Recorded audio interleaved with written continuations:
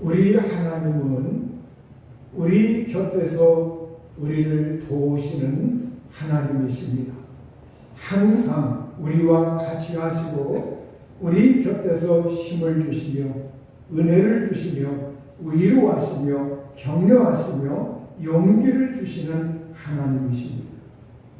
구약의 야곱이라고 하는 사람, 이 야곱이 청년기에 장자의 명분, 장자권을 샀습니다. 당시의 장자권은 아버지가 그 장자에게 복을 빌어주는 하나님의 이름으로 축복을 하는 그러한 장자의 명분, 장자권인지라 그 복에 대하여 이 야곱이 굉장히 사모했어요. 내가 하나님의 복을 받아야 되는데 장자로 태어나지 못해서 장자권의 그러한 복을 받지 못한다고 하는 것에 대해서 이 야곱은 언제나 내내 아쉬워했습니다. 그래서 기회를 보다가 팥죽 한 그릇을 형 에서에게 대접을 하고 그 장자권을 샀습니다. 그것으로 말미암아 나중에 이 야곱이 아버지의 축복 기도를 받았다고 하는 것, 이것을 에서가 알고 나서 분이 올라서 이제 그 노여움을 피해서 하란으로 도망을 치고 있었어요. 하란으로 가다가 한 장소에 도착했는데 해가 저물어 잠을 자려고 돌을 하나 취하여서 그의 머리맡에 놓고 베개에 삼아서 잠을 잤습니다. 그 밤중에 꿈을 꾸었는데 하늘에서 사다리 하나가 내려왔습니다. 이 사다리는 이렇게 우리가 시골에서 지붕에 올라갈 때 사다리 가운데가 놓여있는 그런 사다리가 아닙니다. 우리말 성경에 사다리 이렇게 나와 있는데 이 원 의미는 계단이다, 층계다, 이런 말로 더 정확하게 번역이 되고 있어요. 그래서 이 계단 층계라고 하는 것은 여러분이 아마 이렇게 지방이라든가 아니면 경기권이라든가 어디 이렇게 다니다 보면 아주 멋있는 그러한 곳에 천국의 계단이라고 사진을 찍기 좋은 그러한 곳에 천국의 계단이라고 이렇게 만들어 놓은 것들을 이렇게 보게 됩니다. 이 천국의 계단, 그거와 비슷하게 층계 형식으로 되어 있어가지고 피라미드 마냥 이렇게 점점 가면서 이렇게 좋아지는. 그런데 그 맨 꼭대기에 하나님이 그곳에서 계시고 하나님이 바라보고, 그리고 이 야곱에게 그 하나님께서 말씀을 하시는 거예요. 그 층계 계단 사다리 그 위로 아래로는 하나님의 천사들이 오르락내리락 하고 있어요. 자, 바로 이 장면을 꿈속에 목격을 하게 되고 하나님께서 입을 열어서 야곱에게 말씀을 하십니다. 나는 여호와니 너의 조부 아브라함의 하나님이요 이삭의 하나님이라. 내가 너와 함께 있어 네가 어디로 가든지 너를 지키며 너를 이끌어 이 땅으로 돌아오게 할지라. 내가 네게 허락한 것을 다 이루기까지 너를 떠나지 아니하리라.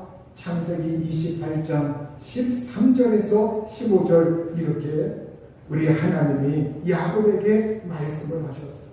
야곱이 그 하나님의 음성을 듣고 그 이튿날 아침 일찍 일어나서 잠에서 깨어나 그가 자리를 정돈하고 말을 합니다. 정말로 여호와께서 이곳에 계신다. 그런데 나는 그것을 알지 못했다. 이곳이 바로 하나님의 집이요 이곳이 바로 하늘의 문이 아닌가. 이렇게 야곱이 말을 하였습니다. 이 야곱이 하나님 체험을 하였어요.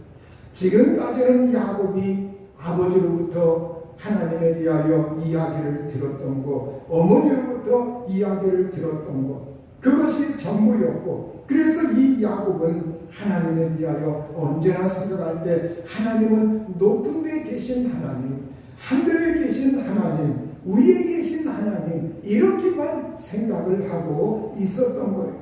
그런데 하나님 체험을 하고 나서 이곳에 하나님이 계시구나, 여기에 하나님이 계시구나, 이걸 그가 깨달은 겁니다. 그 하나님은 어떤 하나님이시냐? 바로 이곳에서, 이 삶의 현장에서, 나의 자리에서 함께 계시면서 나를 인도하시는 하나님. 좀 더 실감난 말로 표현하면 내 곁에 계셔서, 내 곁에서 그 하나님이 나를 아주 가까이 친밀하게 사적으로 개인적으로 나를 알아주시고 나를 돌보시고 나를 토닥거리면서 나에게 힘을 주시고 격려하시는 하나님이시다. 이걸 그가 거기에서 체험하고 깨달은 겁니다. 여러분, 오늘 우리가 이 세상을 살아갈 때 바로 여기에, 이 자리에, 나의 삶의 자리에 하나님이 계시고, 그리고 바로 내 곁에 우리 하나님이 나를 토닥거리고 하나님이 나를 인도하고 나를 격려하고 계시다고 하는 것, 이걸 우리가 깨달아야 합니다. 구약의 이스라엘 왕 중에 아주 악한 왕 하나를 들라고 하면 아합을 빼놓을 수가 없습니다. 이 아합 왕, 그리고 그 왕비 이세벨, 아주 악한 왕이었습니다. 이 아합이 그가 이세벨의 영향을 받아가지고 우상을 섬기고 하나님을 등지고 언제나 우상 숭배를 하면서 바알신, 아세라신, 이러한 것들을 이 아합이 섬겼어요. 그런데 이 엘리야가 어느 날 그 행한 일과, 그리고 이 엘리야가 갈멜산에서 바알 선지자들, 이 바알 선지자들과 대결해서 하늘에서 하나님의 불이 내리게 하여 거기에 제단을 탑까지 다 태우고, 그러면서 그때 바알 선지자 450명을 도망가지 못하게 하고 모조리 그들을 처형하게 한 것, 이걸 듣게 됩니다. 그걸 듣고서 이세벨 이 왕후가 어떻게 하느냐, 사신들을 엘리야에게 보내요. 내가 내일 너를 죽이고 말겠다, 너를 반드시 처형하겠다, 이런 이 얘기를 전가를 전해줍니다. 엘리야가 그 소식을 듣자마자 엘리야가 유다 광야로 도망을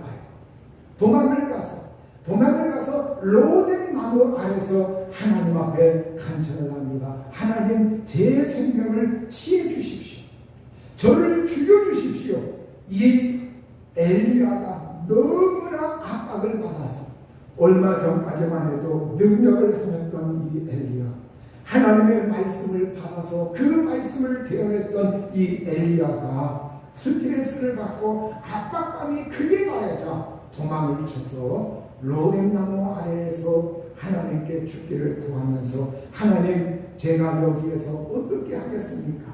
이제 저를 왕과 왕후가 그냥 두지 아니하고 사람을 보내고 저를 죽인다고 하는데, 하나님, 차라리 그 전에 저를 데려가 주십시오. 이러면서 자기 자신이 이제 아합의 그 손에 의해서 죽고 싶지 않으니까 하나님, 그 전에 저를 데려가십시오, 이렇게 하나님 앞에 간구하였어요. 그러자 하나님은 천사를 보내어서 그를 어루만지면서 거기에서 잠을 지고, 그리고 이제 그에게 한 천사가 말을 합니다. 일어나 먹어라. 열왕기상 19장 7절에 일어나 먹어라. 거기에 보니까 숯불에 구운 과자, 우리말 성경에 떡이라고 나와 있어요. 숯불에 구운 과자와 물 한 병이 그의 머리맡에 놓여 있습니다. 그는 먹고 마시고 다시 누워서 잠을 자요. 또 여호와의 천사가 다시 와서 어루만지며 말했습니다. 일어나 먹어라. 갈 길이 너에게 아직 멀다. 갈 길이 아직도 많이 남았다. 그래서 엘리야가 다시 일어나서 음식물을 먹고 힘을 내어서 이제는 엘리야가 40일 낮과 밤을 걸어가면서 하나님을 의지하고 또 하나님의 산 호렙산에 이르러서 다시 하나님의 말씀을 받고 행동을 하게 됩니다.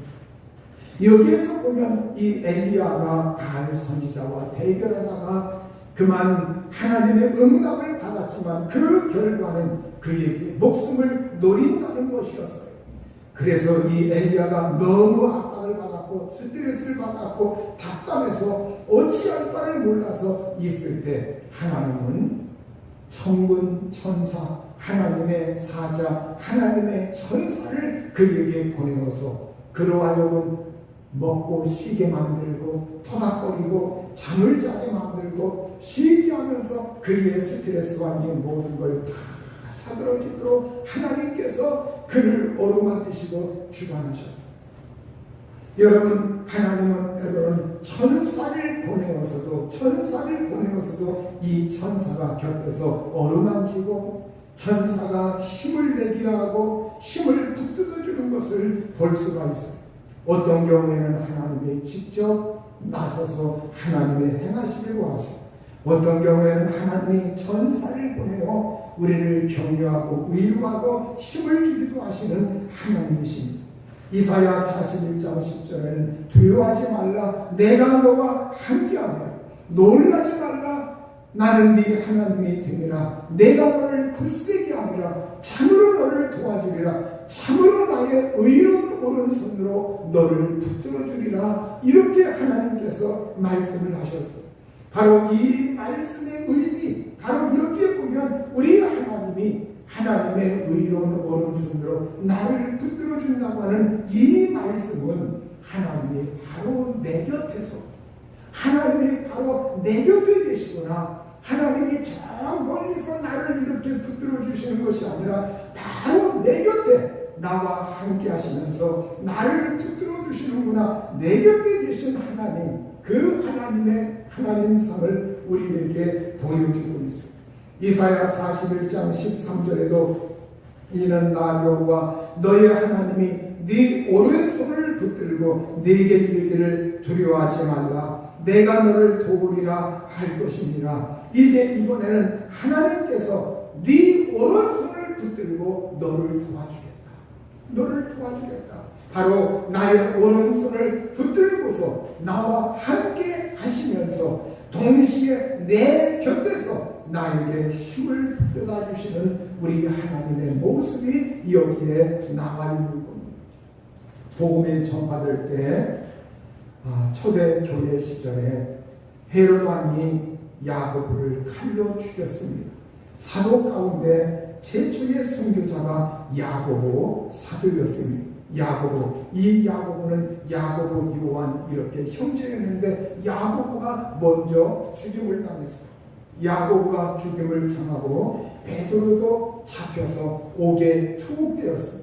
옥에 가둬두고 다음 날이면 이제 헤롯 왕이 베드로도 야고보를 죽인 것처럼 베드로도 잡아 죽이려고 작정을 했어요. 그런데 교회는 그 소식을 알고 어떻게 했느냐? 교회는 바로 그 당시에 여기에 교회라고 하는 것은 정말로 이 가정집에 모여서 이렇게 소수의 사람들이 간절히 그를 위해서 기도했다. 그때 천사가 나타났어. 그 밤중에 그 감옥에 천사가 나타나서 베드로를 톡 옆구리를 치면서 베드로를 정신나게 했어요. 베드로를 치면서 깨우고 신을 신으라 겉옷을 입고 나를 따라오너라. 그러면서 이제 이 베드로는 사람이 인도하는 줄 알고 이렇게 따라갑니다. 시내로 통하는 세문에 이르니까 문이 저절로 열리고 그 사람을 따라서 감옥 밖으로 나왔어요. 감옥 밖으로 나와서 한 거리를 지나자 인도하던 천사가 갑자기 그 눈앞에서 어디론가 사라지고 말았어요. 이때 베드로가 정신이 들어서 이 베드로가 깨닫습니다. 내가 이제야 참으로 주님께서 그의 천사를 보내어 나를 헤롯의 손과 유대 백성의 모든 기대에서 벗어나게 하신 줄 알겠노라. 이렇게 사도행전 12장 11절의 말씀을 하고 있습니다. 우리가 여기에서 보면 이 천사는 베드로의 옆구리를 쳐서 깨웠습니다. 천사가 가까이 와서 베드로를 도와주고 베드로를 구출하여 내고 인도해 내는 것을 볼 수가 있습니다. 하나님은 여기에서 바로 베드로가 위기에 닥쳤을 때 그 밤중에 내일이면 이제는 옥에서 꺼내서 이 베드로가 죽으려 하는데 그 직전에 하나님은 일하시면서 이제 이 베드로의 목숨을 살려주고 있는 것을 볼 수가 있어요. 이때 하나님은 천사를 보내어 일하게 하셨습니다. 우리가 여기에서 보면 우리가 바로 그 직전 바로 얼마 직전에는 야고보 사도는 칼로 죽임을 당하고 순교를 당하게 하였어요. 그것이 바로 야고보는 하나님이 그냥 죽게 놔두셨고, 그리고 며칠 후 이 베드로 사도는 하나님이 그를 살리셨어요. 이것을 보면 그 생명의 주권, 이것이 하나님께 있는 것을 볼 수가 있어요. 어떤 사람은 그냥 하나님이 죽게 하기도 하셨고, 어떤 사람은 하나님이 개입을 하셔서 살리기도 하셨어요. 이건 사람의 영역이 아닙니다. 하나님의 영역입니다. 하나님의 손안에 있는 겁니다. 하나님의 주권입니다. 바로 야고보 사도는 그 당시에 그 핍박과 환난 속에서 순교를 통해서 하나님은 그걸 총매로 해가지고 복음이 전파되게 하셨고, 그걸 통해서 사람들로 하여금 이제 핍박 속에서 견뎌낼 수 있는 그 힘을 낼 수 있도록 하나님이 그렇게 하셨고, 그리고 베드로는 아직은 아니다. 베드로 사도가 아직은 있어야 된다. 아직은 있어서 이 베드로 사도가 정말로 복음의 일조를 해야 된다. 이걸 하나님이 간파하셨고, 아직 베드로 사도가 교회에 또 복음 전도에 필요했기 때문에 하나님은 베드로 사도는 직접 개입을 하셔서 천사를 보내어 그를 살려주었던 겁니다. 오늘 여기에서 보면 천사도 베드로 곁에서 가까이서 베드로를 툭 칠 정도로, 그리고 그를 격려하면서 힘을 북돋아주고 인도해 주는 것을 볼 수가 있습니다. 우리 하나님은 우리 곁에서, 내 곁에서 일하시며 나를 도우시는 이 하나님을 볼 수가 있습니다. 여러분, 사도 바울이 복음을 전하다가 바울이 잡혀서 공회 앞에서 변론하고 증언을 하였습니다. 그때 대제사장 아나니아가 사람들에게 이 바울의 입을 치라고, 바울이 입을 닥치도록 바울의 입을 치라고 이렇게 명령을 했습니다. 그 가운데 바리새인과 사두개인들이 서로 영이 있다 없다, 내세가 있다 없다, 이걸 놓고 서로 분쟁이 붙었고, 부활에 대하여 그들은 한쪽은 있다 한쪽은 없다 이러면서 서로 분쟁을 나누고 있었어요. 바로 이 틈바구니에서 사도 바울은 복음을 변호하였고 예수 그리스도를 변호하였습니다. 바로 그날 밤중에 주님께서 바울 곁에 서서 이르시되, 담대하라, 네가 예루살렘에서 나의 일을 증언한 것 같이 로마에서도 증언하여야 하리라 하시니라. 이렇게 사도행전 23장 11절에 우리 주님께서 부활하신 예수님, 하늘로 올라가신 승천하신 그 예수께서 바울 곁에 나타났다고 말씀하고 있습니다. 바울 곁에 그 예수님이 나타나 서서 담대하라, 네가 예루살렘에서 나의 일을 증언한 것 같이 로마에서도 네가 증언해야 할 것이다. 이렇게 우리 예수님께서 바울에게 그 곁에서, 주님께서 바울 곁에 서서 말씀을 하셨다고 말하고 있습니다. 여러분, 오늘 여기에서 보면 정말로 하늘로 승천하신 그 예수께서, 또 우리와 함께 하신 그 예수께서, 우리 마음속에 좌정하신 그 예수께서 이제는 바울 곁에 보이는 주님으로 나타나셔서 그에게 힘을 주고 그에게 담대하라고, 정말로 기죽지 말고 담대하게 용기를 내라고 이렇게 말씀을 하신 것을 볼 수가 있습니다. 우리가 하나님은 우리와 함께 하시는 하나님이십니다. 임마누엘의 하나님이십니다. 그런데 여러분, 어떤 일이 있을 때, 사건이 있을 때, 어떤 생활 가운데 우리가 임했을 때 그 자리에 특별하게 하나님께서 임하시고 하나님이 나타나시고 하나님이 임재하시고 하나님께서 내 곁에서 나에게 생생하게 힘을 북돋아주는 그러한 경우가 있다는 거예요. 우리가 기도하고 우리가 하나님 말씀 보고 하나님 의지할 때 우리는 이 하나님 체험, 이 하나님의 은총을 우리가 간구하고, 내가 어떤 때는 그걸 알아챌 때도 있고 어떤 때는 모를 때도 있어요. 그러나 그럼에도 불구하고 하나님께서 내가 알아채든 알지 못하던 그 하나님이 내 곁에 임하시고 나타나셔서 때로는 천사를 보내기도 하고, 때로는 말씀을 보내기도 하고, 때로는 하나님이 직접 임재하시기도 하시고, 때로는 그분께서 성령을 역사하시기도 하시고, 때로는 그분께서 성령의 감동을 통해서 내 마음을 도와주면서 내 곁에서 나를 위로하시고 힘을 주시는 하나님으로 나타나는 경우가 있다고 하는 것. 바울이 로마로 앞서 이어갈 때, 로마에 가서 이제 황제를 만나려고 해요.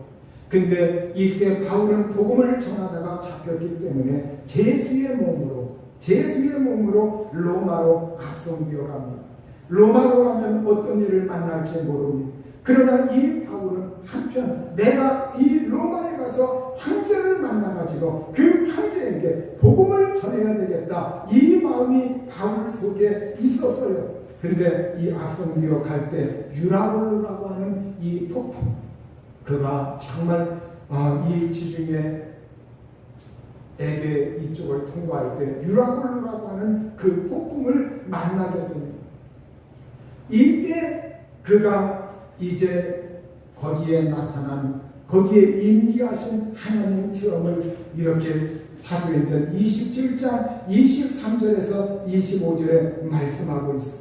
내가 너희를 권하노니 이제는 안심하라. 너희 중 아무도 생명에는 아무런 손상이 없겠고 오직 백분이니라. 내가 속함과 곧 내가 섬기는 하나님의 사자가 어젯밤에 내 곁에 서서 말하되, 바울아 두려워하지 말라. 네가 가이사 앞에 황제 앞에 서야 하겠고 또 하나님께서 너와 함께 항의하는 자를 다 내게 주셨다 하였으니, 그러므로 여러분이여 안심하라. 나는 내게 말씀하신 그대로 되리라고 하나님을 믿노라.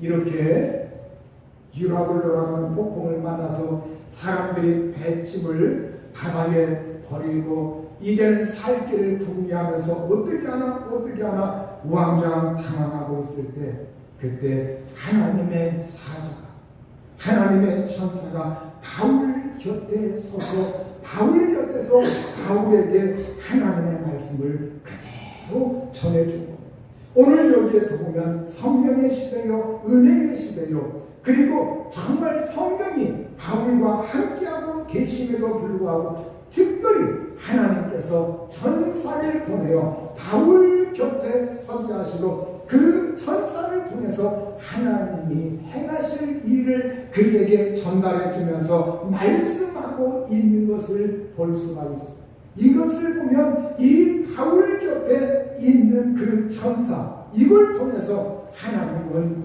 바울과 함께하고 또 그 모든 일들을 보호해 주셨다. 그래서 여러분이여 안심하라. 나는 내게 말씀하신 그대로 되리라고 하나님을 믿노라. 이 말씀대로 그 배는 풍랑을 만나서 어려움을 당했지만 결국 사람들은 생명을 손상당하지 아니하고 한 곳에 걸려서 그 섬에 다다르게 되었고 그들은 모두 다 살게 된 놀라운 은혜의 역사를 볼 수가 있습니다. 이것을 여러분 보면 우리 하나님은 이와 같이 오늘 은혜의 시대, 성령의 시대에도 하나님은 천사를 보내어 그 사람 곁에서 일하게 하죠. 그래서 여러분들이 때로는 어떤 때는 장결에 내가 이게 생신지 꿈인지 장결에 어떤 때 그 어떤 천사가 여러분을 어루만지면서 여러분에게 힘을 북돋아주는 것, 이런 것을 여러분이 경험을 한 적이 있을 수도 있어요.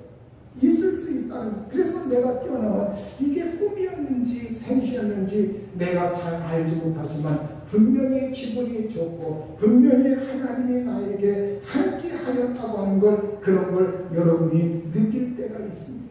여러분, 오늘 우리가 어쨌든 이러한 현상들을 느끼든 내가 느끼지 못하고 우리 하나님은 우리에게 그분께서 일하시고 역사하시고, 그러면 오늘 본문 말씀에 이제 요한복음 14장 15절에서 17절에 보면 너희가 나를 사랑하면 나의 계명을 지키리라. 내가 아버지께 구하겠으니 그가 또 다른 보혜사를 너희에게 주사 영원토록 너희와 함께 있게 하리니 그는 진리의 영이라. 세상은 능히 그를 받지 못하나니 이는 그를 보지도 못하고 알지도 못함이라. 그러나 너희는 그를 아나니 그는 너희와 함께 거하시며 또 너희 속에 계십니다. 이렇게 바로 오늘 성경 말씀에 우리 예수님께서 내가 아버지께 구하여 너희에게 다른 보혜사를 너희에게 보내주겠다. 너희에게 보내주겠다. 이 보혜사는 영원토록 너희와 함께 계실 것이다. 그분은 진리의 영이시다. 진리의 영이시다. 이렇게 말씀하고 있습니다.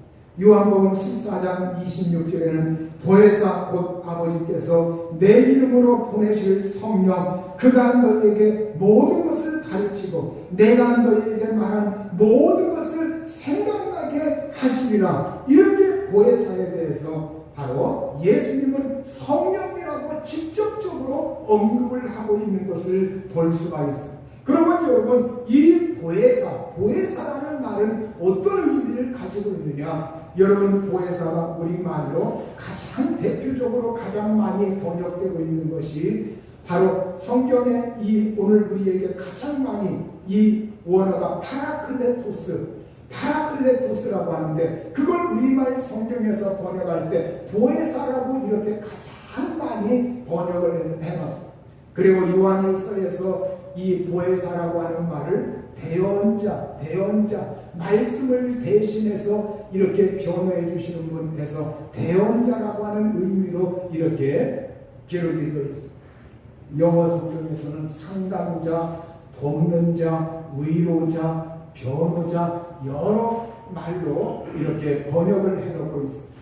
그런데 이 원어의 의미 그대로 이 원 의미는 뭐냐? 파라클레토스, 이 말은 파라라고 하는 말은 곁에서, 옆에라고 하는 말, 클레토스라고 하는 말은 칼레오, 부른다는 말에서 나오는데, 클레토스, 이건 뭐냐? 부름을 받은 이런 의미예요. 그래서 보혜사라고 하는 말은 바로 곁에서 부름을 받아 내 곁에서 부름을 받아 예수를 믿는 그리스도인에게 위로하고 용기를 주며 돕는 분이라는 말이에요. 여러분, 오늘 내 곁에서 나를 도와주시고 나를 위로하시고 나에게 용기를 주시고 나에게 함께 하시며 나에게 정말 나를 토닥거려 주시는 분이 누구냐? 보혜사 성령이시라는 거예요.